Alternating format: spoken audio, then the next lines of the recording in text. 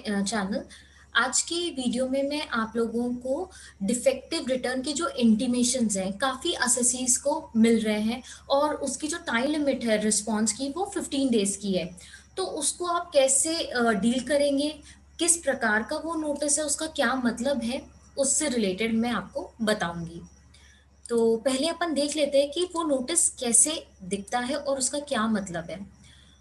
तो उस इंटीमेशन में पहले तो वो स्टेटस बताते हैं कि डिफेक्टिव है, आपने रिटर्न कब फाइल की थी और ये जो इंटीमेशन है डिफेक्टिव नोटिस का कब कम्युनिकेट किया है। और उस मेल में जो इंटीमेशन है उसमें बकायदा रीज़न बताया जाता है कि आपका जो डिफेक्टिव है वो क्यों है, और उसका रेजोल्यूशन भी बताते हैं कि प्रोबेबल रेजोल्यूशन जो आप कर सकते हैं वो क्या है। तो अपने इस वाले केस में जो इनकम ऑफर करी गई थी profit and gain from business and profession में, वो एज पर सेक्शन 44A जो है वो बुक्स मेंटेन का सेक्शन है। वो बताता है कि कौन से लिमिट, जब इनकम एक सर्टेन लिमिट को एक्सीड करती है तो आपको बुक्स एंड अकाउंट्स मेंटेन करने पड़ते हैं, जो कि है टैक्सेबल लिमिट 2,50,000 की। अगर वो एक्सीड हो जाती है तो आपको बुक्स ऑफ अकाउंट्स मेंटेन करने रहते हैं, या फिर आप उसको प्रिजम्पटिव टैक्सेशन के सेक्शन में बताएं, जैसे कि सेक्शन 44AD, ADA। अगर आप उसमें बताते हैं तो फिर आपको बुक्स ऑफ अकाउंट्स मेंटेन करने की ज़रूरत नहीं है। तो जो रीज़न है, रीज़न इसलिए आया है क्योंकि उन जो इनकम ऑफ़र करी है टैक्स के लिए वो as per section 44A exceed कर रही है, तो टैक्स पेयर को बुक्स ऑफ अकाउंट्स मेंटेन करने चाहिए थे। और जो इनकम है वो प्रिजम्पटिव टैक्सेशन में भी ऑफ़र नहीं गई है। ये ऐसा इंटीमेशन में बताया गया है। तो उसका सॉल्यूशन क्या है कि आपको प्रॉफिट एंड लॉस अकाउंट्स बताने हैं एंड बैलेंस शीट पूरी बतानी है, क्योंकि आपको बुक्स ऑफ अकाउंट्स मेंटेन करने हैं एज पर सेक्शन 44A। तो एक बार अपन रिटर्न भी देख लेते हैं कि वाकई रिटर्न में 44AD सिलेक्ट है या नहीं है। तो ये ITR फॉर्म है डिटेल वाला, जो कि अपलोड होता है। आप इसको अपने पास डाउनलोड करके भी सेव कर सकते हैं। तो इसमें अब अगर अपन देखेंगे ऑडिट इन्फॉर्मेशन में ये इन्फॉर्मेशन पता चलती है कि ये प्रिजम्पटिव सेक्शन में गई है कि नहीं इनकम। तो whether assessee is declaring income only under section 44A, 44B, 44BB, 44AD, 44ADA, 44BBA, 44BBB, ये जितने भी सेक्शन है ये सब प्रिजम्पटिव टैक्सेशन के सेक्शन है, जिसके तहत आपको बुक्स ऑफ अकाउंट्स मेंटेन नहीं करना पड़ता।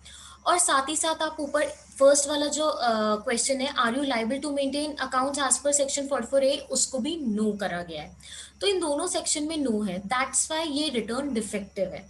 क्योंकि या तो आप प्रिजम्पटिव टैक्सेशन में अपनी इनकम बताएं तो सेक्शन 44A में आंसर नो हो सकता है, अदरवाइज आपको वहां यस करके बुक्स डिस्क्लोज करनी पड़ेंगी, मतलब पूरा profit and loss account and balance sheet. इसके अलावा एक और जगह है इनकम टैक्स रिटर्न में, कॉलम में, जहां से आप पता कर सकते हैं कि सेक्शन 44AD का बेनिफिट लिया गया है या नहीं, मतलब इनकम ऑफर करिए प्रिजम्पटिव टैक्सेशन में कि नहीं। तो आप जब स्क्रॉल डाउन करेंगे तो पार्ट आता है part A, profit and loss account. सबसे पहले जो है वो detail profit and loss account है, 13th पॉइंट से स्टार्ट होता है। देन आप जब स्क्रॉल डाउन करेंगे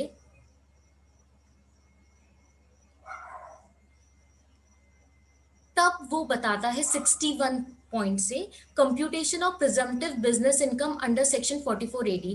मतलब अगर आप सेक्शन 44AD में इनकम ऑफर कर रहे हैं या उस सेक्शन का बेनिफिट ले रहे हैं, तो आपको 61 पॉइंट में डिटेल्स देनी पड़ेगी अपनी इनकम की, और बिजनेस डिटेल्स देनी पड़ेगी कि बिजनेस कोड क्या है, नेम ऑफ द बिजनेस। देखिए यहाँ पर कुछ भी नहीं फिल्ड है, ना ही प्रॉफिट एंड लॉस डिटेल में फिल्ड है, ना ही प्रिजम्पटिव बिजनेस इनकम में इंफॉर्मेशन दी है। वैसे ही एक और सेक्शन होता है प्रोफेशनल्स के लिए, सेक्शन 44 एडीए 62 पॉइंट में आप देख सकते हैं computation of presumptive income from profession under section 44 ADA. अगर आप प्रोफेशनल हैं और आप तब प्रिजम्पटिव टैक्सेशन का बेनिफिट ले रहे हैं तो आपको यहाँ पर डिटेल देनी पड़ती है। यहाँ पर भी आप देख सकते हैं सब कुछ ब्लैंक है, मतलब इस केस में नहीं प्रिजम्पटिव टैक्सेशन का बेनिफिट लिया है। तो जब नहीं लिया है तो आपको बुक्स ऑफ अकाउंट्स डिक्लेयर करने चाहिए। क्यों करने चाहिए? क्योंकि यहाँ पर नॉन अकाउंट केस में बताया गया है कि आपकी जो इनकम है वो 3,10,424 है, मतलब कि 2,50,000 को क्रॉस कर गई है बेसिक एग्जेम्पशन लिमिट जो होती है। अगर वो क्रॉस हो जाती है आपकी टोटल इनकम तो then you have to maintain books of accounts. तो इन दिस केस यहाँ पर profit and loss account detail में डिस्क्लोज करना चाहिए था और बैलेंस शीट भी, जो कि नहीं दिए। इस वजह से इन इन एसएससी का जो रिटर्न है वो डिफेक्टिव आया है। अब डिफेक्टिव आ गया है तो इसका क्या सॉल्यूशन है? तो सॉल्यूशन ऐसा है कि जो भी जो अपना करंट असेसमेंट ईयर है 2021, वहाँ पर आप जब जाएंगे इनकम टैक्स रिटर्न में तो यहाँ डिफेक्टिव स्टेटस डिफेक्टिव आएगा।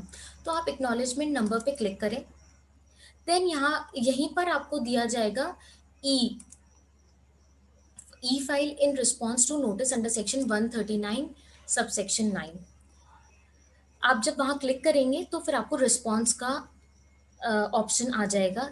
सबसे लास्ट में आप देख सकते हैं कि सबमिट पे क्लिक करेंगे। सबमिट पे क्लिक करके आपको आपका आंसर बताना है कि whether you agree with the defect और you disagree with the defect. तो आप यस सेलेक्ट करेंगे, देन आपको यहाँ पर फिर से रिवाइज रिटर्न अपलोड करनी पड़ेगी। रिवाइज मतलब आपको profit and loss account detail में बताना पड़ेगा, बैलेंस शीट डिटेल में डिस्क्लोज करनी पड़ेगी, या फिर आप अपनी इनकम प्रिजम्पटिव टैक्सेशन का बेनिफिट ले रहे हैं तो आपको उसमें बताना पड़ेगा। या फिर आप डिसअग्री करते हैं डिफेक्ट से तो आपको एसएससी रिमार्क देना पड़ेगा कि आप क्यों डिसअग्री कर रहे हैं। इन दैट केस ऑल्सो आपको रिवाइज एक्सएमएल तो सबमिट करनी पड़ेगी। तो ये प्रोबेबल सॉल्यूशन है जो आप इस नोटिस इस इंटीमेशन का दे सकते हैं। तो होप आपको ये हेल्पफुल लगा होगा वीडियो। तो प्लीज़ मेरे चैनल को सब्सक्राइब करें एंड इस वीडियो को लाइक करें। Thank you.